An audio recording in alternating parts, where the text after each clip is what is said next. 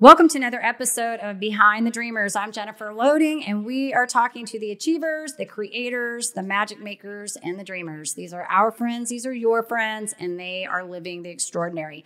Today's episode is brought to you by Walt Mills Photography. If you are a creator needing post-production, consultation, or promotion, Walt Mills is your guy. Whether short films, YouTube production, photography work, or a new headshot, he can help you find a solution to match your needs. To learn more about Walt and his work, go to photosbywalt.com. We also want to give a shout out to our friend Chris Clue at Upbeat Media Productions. If you're in need of turnkey special event production, Chloe is your go-to. You can learn more about him and his work at upbeatmediapro.com. All right, we're super excited to welcome our guest to the studio today, JennCole. So Jennifer, we're excited to have you here. Welcome, welcome.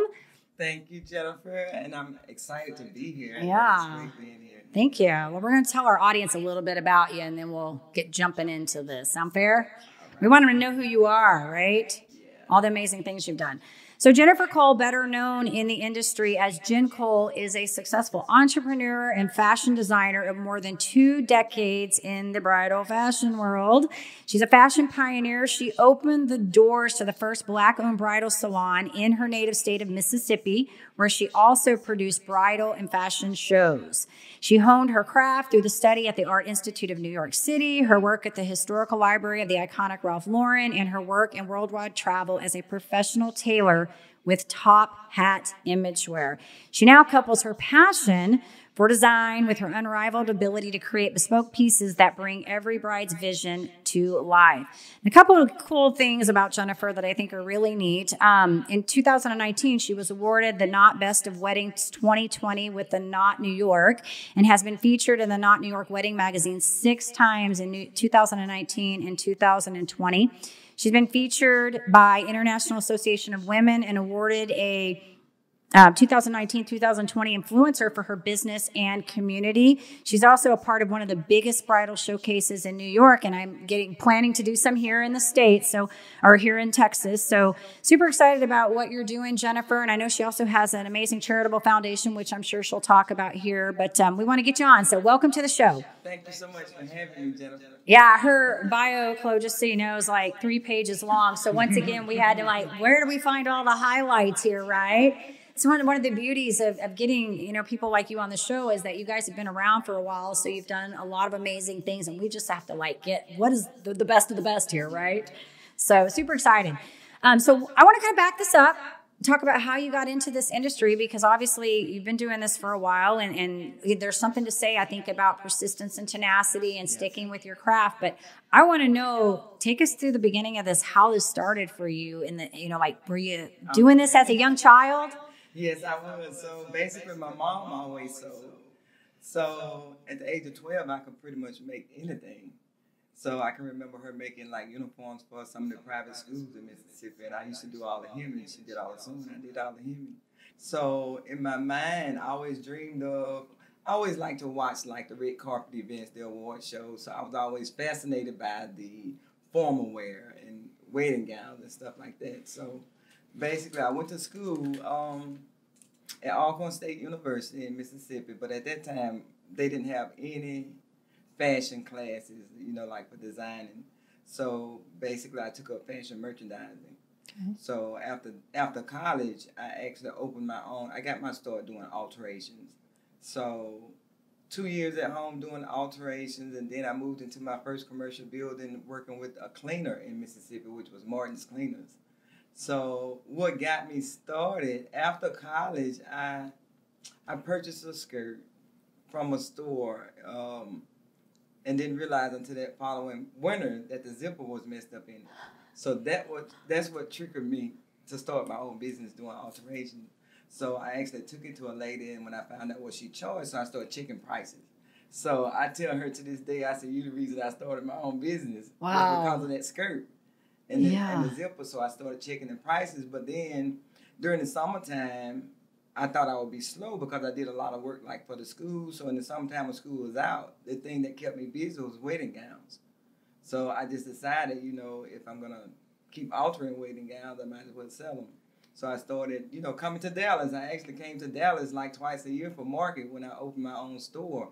But at that time, I like expanded like 4 years straight in the same month, February. For 4 years straight, I expanded my business, you know, into Bridal, and I got bigger and I got bigger. But that's where I got my start from. And, from a zipper. Yeah, from that zipper. I love it. I love it. That's how I'm going to remember you now, how you started your business from that skirt that had the zipper. That's so great. Hey, look, everybody has to have like their, you know, their moment, I think, you know, and it's so funny how you can look back at that and you can be like, hey, I got this piece and it was messed up. And that was like the turning point for me. Yeah, because I was like, I could have did this myself. So then I started checking around and I saw the prices of alterations. And so I just started from home and I worked from home from 2 years and I outgrew home. So that cleaner actually had like 8 stores and I did all of their alterations. Wow. And kept up with them. Wow. Yeah. And that got you all the way to where you are today. That's so incredible. I think, you know, it's neat to hear because the guest on our previous show, we talked about that, how she had gone to school to get her degree and then really had to, like, as she put it, I forgot what the word was. I said step back, like, because she wanted to pursue something. And so, and then just starting at that bottom, one step up and moving up and moving up and moving up to get to, you know, start accumulating these, I guess, small successes to lead to these big successes over time. And it's all my experience. I look back and I say everything that I did was leading to where I'm at now, then to New York. So I think when I moved in 2010, I moved to New York. But it was the experiences I had that landed me the jobs in New York. So basically in Mississippi, I sold my house, got rid of my business, made sure my boys was all right because they was in college. Sure. So I told them for 2 years we are all going to be in college. So when they got in college, I was like, I don't need all this stuff anymore. Yeah. You know, I did this long enough to take care of them, and now I want to pursue what. And so New York came to my mind. I always dreamed of New York since I was 12 years old, but I never really told anybody. Yeah. Because my mom sold for the public, but it was 7 of us. So it's like she could never have a store. She couldn't afford it. You know what I'm saying? Yeah. So it's like I took what she did and I took it to a different level. Yeah. Yeah. So I love it. I love it. I had a question that was really good. I wanted to ask you, and now I'm like, it's going to come back to me. It was like a good one because I wanted to talk. Well, I know what I wanted to ask you. So your store that you have here, walk us through this really quick, what this experience is like, because you're creating these pieces, right? So these are this is your work. You're creating this. So what is this like for this client coming in? When I actually moved to New York in 2010, I enrolled in school at the Art Institute of New York. And that was my thing. I wanted to start my own brand. Just like Beer Wayne has her own wedding brand. I wanted my own brand. So I did. I finished school and then I launched my first collection in 2000. Well, I was finished with my first collection in 2016. I actually launched it in 2017. This is so awesome. Along with my website. But during that time with me moving, of course, I had to work other places. So I actually worked for Ralph Lauren in his historical library. And so I was like a child in a candy store because everything was vintage. Yeah. So I always loved vintage. That was always my thing. If I create something, it's going to have something from like the Victorian, you know, style, something like that. But so I just started creating my ideals of dresses because it's just like in 2019 during COVID. Yeah. I actually came up with a mini purple collection because people are getting away from the traditional ivory. Yeah. And white and ivory dresses. So I came up with a mini purple collection, which I was actually supporting a girl from the Philippines who loved to sketch. So I was actually helping her learn to sketch, but she ended up going to school in Japan. And then she ended up getting hurt working on a job there as a doorman. And she's a little bitty girl. So, I was talking to her all the time. And once I didn't hear from her, I sent her a message. I said, Jalissa, are you okay? And she said, Miss Jen, I hurt my hand. So she couldn't sketch anymore. Okay. So I made that mini purple collection for her. Oh, wow. And I actually named it after her. But it was to get her, I wanted her to see her designs come to life. Yeah. You know what I'm saying? I actually want to see this purple collection. To actually motivate her to start back sketching. Yeah. Because I guess, you know, a lot of times your family is not the people who would push you to your fullest potential. So basically, I was trying to push her to let her know it's a lot of money in the fashion industry. I don't care what job it is. You could be a pattern maker. You could be in tech design. Yeah. You know, just regular cut and sew. It's a lot of money in the fashion and especially in New York. Yeah. So basically. So yeah, these are your pieces then. Yeah, this is your design. Yeah. The thing about it is a lot of brides think that when you say custom, it means a lot. So my pushing point is for brides to learn the difference between custom and just off the rack. Gotcha. You know, if you go into a regular bridal salon, you're not gonna meet an actual designer. Right. Who can create what you want. You get what's on the rack. Some brides might go in the store and, you know, you might like the top of a dress, but you don't like the bottom of it. Yeah. Right. Yeah. So therefore, all of that can be done on the cutting table. That's the purpose of it being custom. Okay. You know what I'm saying? So if you want to change anything on my website, any of my dresses are available in sizes 2 through 30. And they're made to measurements.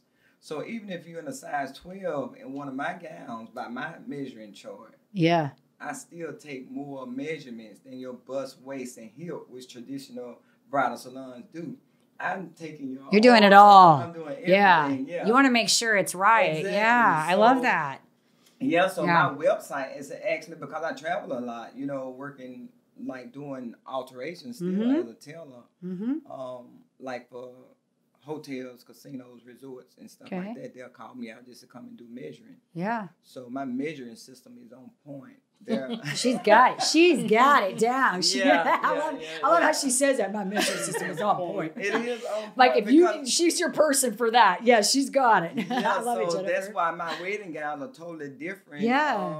I have created gowns for people all over, just being in New York. Yeah. From California to Houston, Dallas, wherever. And it's because of my measuring system, and it's never any alterations. Yeah. I can't even remember a customer who actually needed alterations behind me measuring them. Yeah, that's good. So you know what you're doing. Yeah, so, you've been doing it for a while, so you know what you're doing. Yeah. Yeah, and so because I can look at a person and guess their size. You can figure. Yeah. I say it's kind of like, I feel it's kind of like after you've done that a while, you kind of start looking. I got you. Brides will come to me and they'll say, "Oh, I'm in a size 12," and I looking like, okay. Yeah, not really. No. I gotta beg to differ on that. Let's get that. Let's get the measurements done. This is so awesome, Jennifer. Good for you. I'm gonna have to check out this purple collection. This is awesome. Have to come to my store. I have to check it out. I know it's around, not far. Yeah. So I want to ask you, you know, because you've moved, you've traveled, you got kids through the college, you've done all these great things. What do you feel like has been maybe the biggest challenge that you had to go through to get you to this where you are today, like where you're at now? So I think my biggest challenge was last year. And it was because my mom passed. Okay. So most of last year, I ended up in Mississippi taking care of her until she passed. And so when I went back to New York, it's like I couldn't take it anymore. Yeah. So it's like my best friend is gone. So whatever I was doing, my mom was always a part of it because we shared the same gift. Yeah. So it's like, okay, who do I talk to now? Right. You know, if I'm designing a dress like last year, while I was in Mississippi, the Mississippi Best Awards show, I actually was nominated for Designer of the Year. Well, when I went to the show, I created a dress, but if my mom would have been there, we would have discussed that dress 10 times, you know? Yeah. So it's like, I didn't even want to do it anymore. Yeah. So I think last year was probably my biggest challenge. Me, I've never been afraid to take a chance. That's why I wasn't afraid. When I moved to New York, I had never been to New York. I had never even flew on a plane before until the day that I moved. So I've never been afraid to take a chance. You know, I always follow my inner thoughts. Yeah, I call it spidey sense. Yeah. The spidey sense. That's what I call it for me. I never follow what somebody else tell me to do, because a lot of times when you're talking to people and they don't own a business, they're the ones who got the most advice for you, but they don't have the slightest clue about what you're going through or what you're trying to do. So I always, try and surround myself with positive people that motivate me. Yeah. And I always follow what my mindset do. So that one trip to New York took me all over the world. I've traveled islands I didn't even know exist. So awesome. Just as a tailor, yeah. Yeah, that's so awesome. It's actually, I think it leads really good into the next question I wanted to ask you, like, because you've said some really good things right here. So What advice would you give to your younger self? My younger self? I don't know. To keep going. That's good. Just keep going. Keep going. And that's what I said. I said, I never stop until, my time is up. So my thing is now I want to give back. I've always tried to help. Because I grew up, it was 7 of us. I got 5 brothers and 1 sister. So it was 7 of us. So it was very hard for my mom. Sure. And it's like she couldn't afford to send me to New York for design school, So that's why that always stayed on my mind. And I never really discussed it with anybody until I decided to move to New York. And I had it made in Mississippi. If in Jackson, Mississippi, you would think I was a celebrity when I go there, because everybody knew me from the police department, the schools, everybody. Here she comes, the bridal lady. And I traveled and did bridal shows. I have customers that will call me now and they could be in the store shopping and say, they'll send me a picture and say, Jen, what do you think about this? That's so funny. That's just how much my opinion matters. So same thing with the company that I work for. Their customers would call me, they look for my judgment on stuff, my opinion on stuff. So I don't know. I never thought that my little song would have took me this far in life. Yeah. But I just never stopped. So I don't regret moving to New York. Like I said, that New York was a launch pad for you. Yeah, exactly. It was a launching step for you. That's so awesome. Well, and I think the big thing here is, like we talked about before, you don't really have the what ifs. Like you're living out what you wanted to do and you just made it happen, and you're continuing to evolve and grow, and your business is really, I mean, from, like I said, from reading this bio, like I'm like, where do we start? There's so much here. But I think something that would be really good, because you mentioned your foundation. Let's talk about that. Tell us a little bit about that, because our listeners might want to, what part of, because obviously you got the business, but there's this other side of you. So basically, because I grew up the way that I did, I would say from all of my traveling, it just triggered a different side of me as far as giving back. So just say, for instance, if I went to DR, if I went to Jamaica, if I went to Aruba, those places like that, when I was traveling, I would always make sure I went to the rural areas. Yeah. Not just on the resort where you got people vacationing who got money. Right. I want to see how other people are living and what their culture is and how they think and what they're doing. That was just me. I'm always curious. Yeah. So I have a few friends in New York that's from Africa, and they were working on some stuff there. So then I got involved, and I met this little 9-year-old girl. No, she was 8 years old at that time. And the picture of her sitting at a sewing machine at 8 years old, she could sew anything. Wow. And I was like, wow. That's you. Yeah, exactly. That's what I said. I'm like, oh my God, I never seen another little girl that determined or loving sewing that much. So I ended up adopting her, and I paid for her schooling and everything for her to be in a better school. So then I partnered with the Taste of Africa, which is an organization that was to unite the entertainment industry with the U.S. and Africa. Well, of course, fashion is a part of that. So I partnered with them, and what I was going to do was do an annual show every year with maybe 20 girls. Or maybe 20 girls, who had the skill to sew and wanted to go further with it. So when I started soliciting girls on Instagram, and we did the launch. So that was in like 2019. Okay. So when we started soliciting girls, I have over 100 girls. I'm like, oh my God. You wanted 20? You said 20, and now you got 100? Wow. Over 100. So people started. So I got involved with those girls, and it's like I just fell in love with them. Yeah. Some of those girls are homeless, and it's like I understand, and I know exactly how they think to have the talent to sew and want to design, but don't have the means. So that's when I said, you know what? I prayed. I said, Lord, I want to build a school. So this first school that I want to build is going to be in Ghana. So actually, I went to Ghana. Well, we did the launch before. I planned the full launch for the school before I even went to Ghana. Wow. And that was in 2020. So in 2021, during COVID, when I was at home not working, I worked more on that. So basically, I went on to Africa and I met the girls, and I had a great time, with those girls. So those girls I still reach out to them, but last year because of my mom, I had to put everything on hold. Sure. So we're in the process. Once I'm settled here, I'm gonna start back working on that. So I still keep in contact with them. They, send me messages and I talk to them all the time.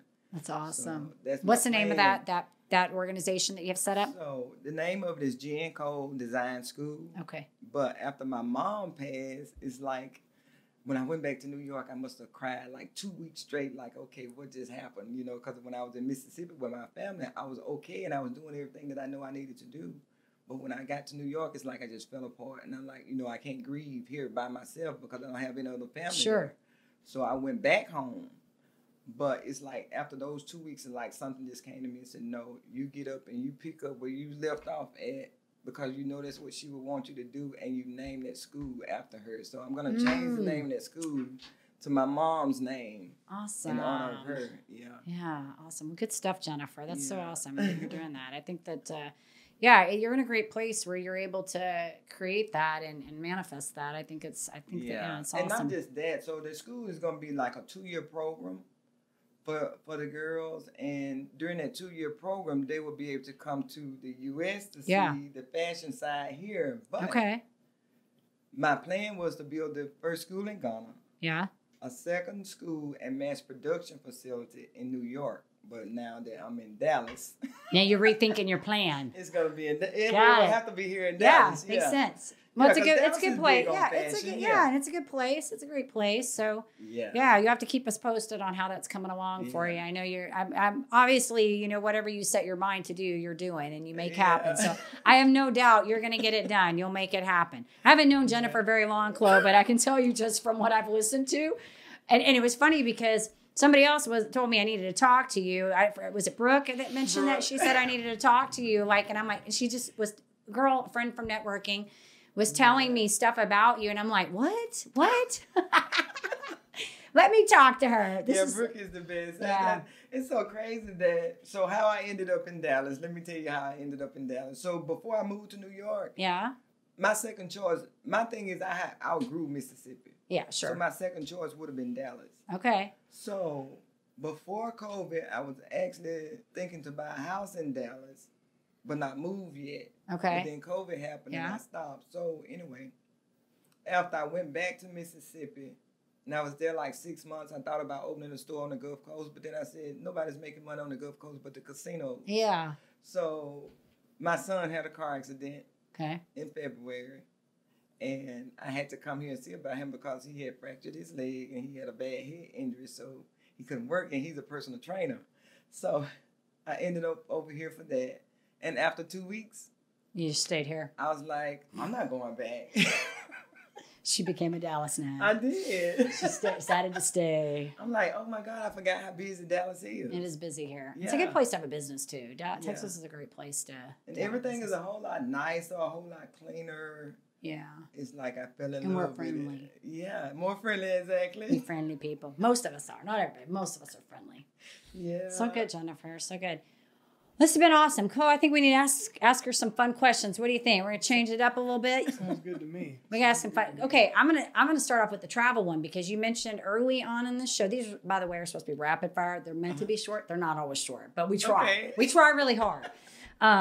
So you mentioned earlier traveling all over. So I want to ask you, what is probably the most, I guess, the best place you've traveled to? I always fell in love with Aruba. Have you been to Aruba? I have not. I want to open a store in Aruba. Aruba. You've been everywhere, haven't you? She's been all over.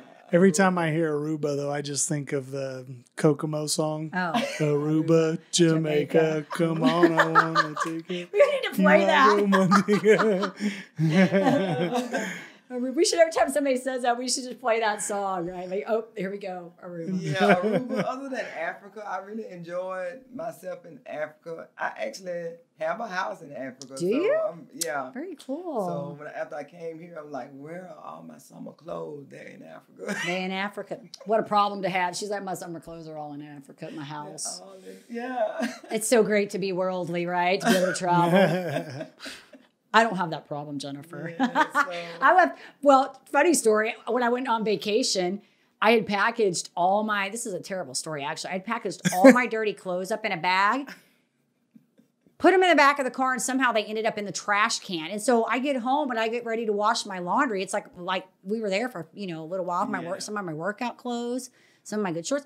I'm like, where are my clothes? Like we've never done this. Like I don't know somebody, I don't know what happened. They were in the trash. Luckily, I contacted the renter and said, can you do me a favor? I don't know why I even thought to do this. I said, can you go look in the trash and see if there is a trash bag with clothes in it?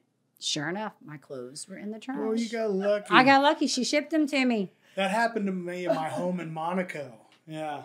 But you didn't get them shipped to you, did you? You were so lucky you didn't get them to mail them to you, did you?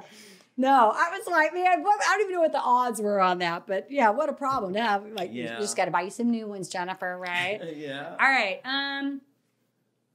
Favorite guilty pleasure food? Oh, my. Since you've traveled everywhere. From traveling the islands, oxtails. Oxtails. Ooh, oxtails. Are they good? Oh, I have not had that. The best.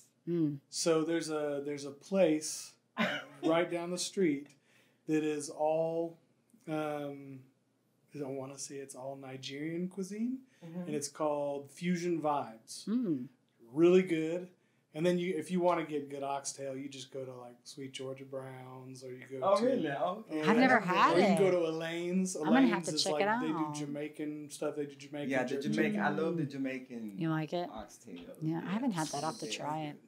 They are the best. So good. Do you have a question? Yeah, I got one. What are you listening to right now? Ooh. Music.